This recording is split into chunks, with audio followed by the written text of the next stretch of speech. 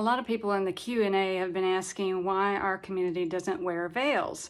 So I figured by way of explanation, I will tell you the story of our veils by walking down memory lane.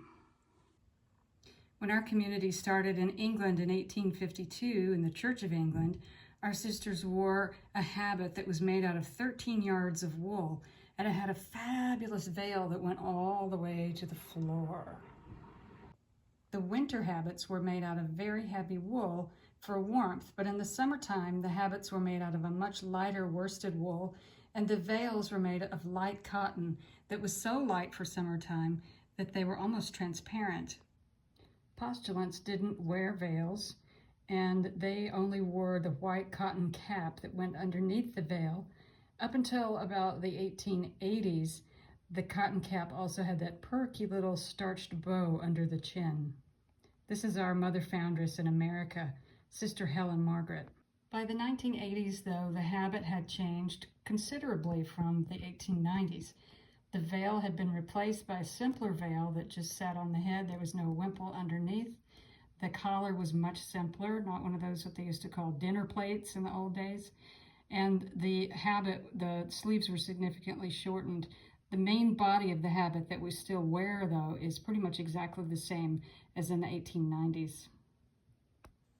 The downside to simplifying the veil in the 1980s was that it was switched from a light cotton to a cotton poly blend or just plain old polyester, which was really hot. The reason for the switch is because we didn't have tons of sisters around anymore who could iron those pure cotton and pure wool veils. So it just made more sense in terms of time. But it also meant that they were incredibly hot in the summertime and that there was no air circulation to the head. So some sisters started losing their hair.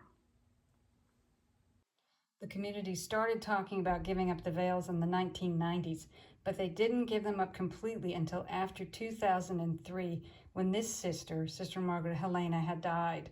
They knew that if they had tried to do it during her lifetime, it would have been very painful for her.